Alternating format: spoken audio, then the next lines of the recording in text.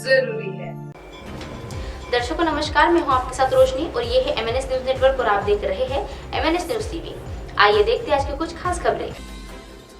BJP के खिलाफ राजनीति में अब आएगा नया ट्विस्ट। अभी ममता बनर्जी अरविंद केजरीवाल से भी करनी होगी बात और पहल करने से उनसे भी यह अपनी एक अपील करने वाली है कि गुरुवार को वह शंकाओं और आशंकाओं के वातावरण के बीच एक शरद पवार के एक मल्लिकार्जुन करने के लिए वह राहुल गांधी से मुलाकात की है। शरद पवार के विपक्ष की और एकता की जरूरत तो जरूर बताई जा रही है और साथ ही वह साफ कर दिया गया है कि जब वह ममता केजरीवाल को भी एक कांग्रेस विरोध के चेहरों पर कांग्रेस नेतृत्व अपनी पहुंच बनाई जाएगी। पर अब तक मोदी नेतृत्व में वाले बीजेपी को टक्कर देने के लिए आसार नहीं हो पाया है। शरद पवार ने ऐसे ही एक नसीहत ममता बनर्जी को दी है और अब तक दी थी तो वह बीजेपी के एक खिलाफ विपक्षी गठबंधन के तैयार करने के लिए वह मुहिम के लिए मुंबई पहुंची थी और शरद पवार ने यह तक वह स्टैंड लिया था कि कांग्रेस के बिना कैसा विपक्ष। अब ममता बनर्जी ने वह तपाक के साथ कहा है कि वह कांग्रेस का आज से कहा अस्तित्व है। गुरुवार को शरद पवार और मल्लिकार्जुन के वह रखने के लिए राहुल गांधी का एक मुलाकात के बाद राहुल गांधी ने फिलहाल वह शरद पवार से कदम पर कदम को आगे बढ़ाने के लिए और भाग कर चलने के लिए सही समझा है और उन्होंने ठीक वैसा कहा है। शरद पवार के जैसे कहा, राहुल गांधी ने कहा कि पक्ष को एक करने का एक प्रसार शुरू कर दिया है और इसमें सभी तरह से एक शुरुआत है और आगे चलकर हम देश की विपक्षी नेताओं से मुलाकात करेंगे और उनके बात करेंगे। मल्लिकार्जुन खड़गे ने इस मौके पर वह देश को बचाने के लिए हम साथ आए हैं और देश के एकता के कामयाब रखना है और लोकतंत्र में और संविधान के बचाया है और हम साथ मिलकर लड़ने के लिए तैयार है और पीएम नरेंद्र मोदी के खिलाफ एक लोहक लड़ेंगे, एक होकर लड़ने वाले हैं और देश के कई विरोधी नेताओं से भी संवाद रखेंगे और संवाद साधेंगे और शरद पवार का यह भी ख्याल है। पर फिर यह एक सवाल उठता है कि मल्लिकार्जुन वह खड़गे ने यह कहा था कि क्यों बढ़ रहा है और शरद पवार की यह भी विचार है कि जो कांग्रेस के विचार है और अगर वह मनाती नहीं है तो वह ऐसे में स्टेटमेंट कैसे जरूर देना चाहिए और अब सीधे बात रणनीति पर आ गई है।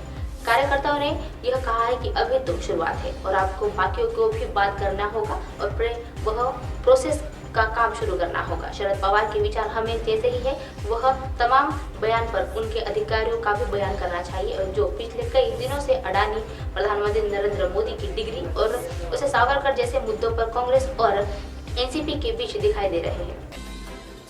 अमरावती में ओमिक्रॉन के XBB 1.16 वायरस की घुसपैठ।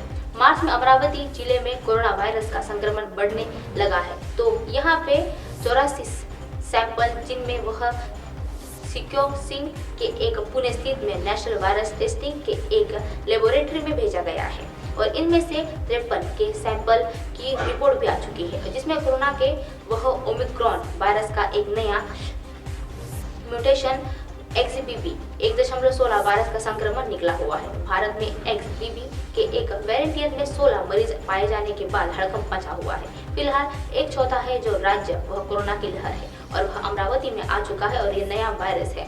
अमरावती शहर के पिछले 12 दिनों में वह टीकाकरण बंद है लेकिन ऐसे में सवाल उठ रहा है कि कोरोना पर कैसे काबू पाया जाए।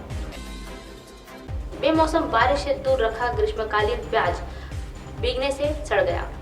चंदवाड़ तालुका के पिंपल में यह प्याज उत्पादन संजय नेतृत्व टोपे के 2.5 एकड़ के ग्राम इसमें प्याज की फसल पूरी तरह से नष्ट हो गई है। इसके लिए उन्होंने 70,000 रुपए का काफी कर्ज लेकर अपनी पत्नी का मंगलसूत्र व अन्य सोने के आभूषण गिरवी रखकर इन्होंने ग्रीष्मकालीन प्याज फसल लगाई थी। उन्होंने जोरदार अदरक, प्याज और लहसुन का भी फसल लगाया हुआ था क्योंकि प्याज को कोई भी बाजार मूल्य नहीं था और इसीलिए पहले ही आसमानी संकट का जब बाजार में मूल्य बढ़ने का प्याज बेचने के तराने में उन्होंने बात की थी।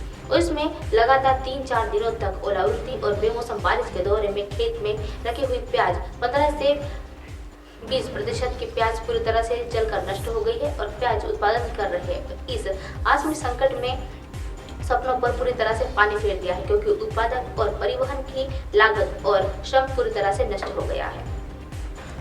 अब आप हमारे चैनल को अपने मोबाइल पर भी देख सकते हैं। मोबाइल ऐप पर देखने के लिए प्ले स्टोर से MNS news TV app download करें। Insta, link, Twitter, hype to Facebook और कई सोशल मीडिया के प्लेटफॉर्म पर हमारा चैनल उपलब्ध है। आप इसे यूट्यूब पर भी देख सकते हैं। आप हमारे चैनल को लाइव भी देख सकते हैं www.mnsnewstv.com पर। फिलहाल वक्त सलाह दर्शकों, ब्रेक का ब्रेक से लौटने के बाद देखिएगा देश और दुनिया की तमाम खबरें।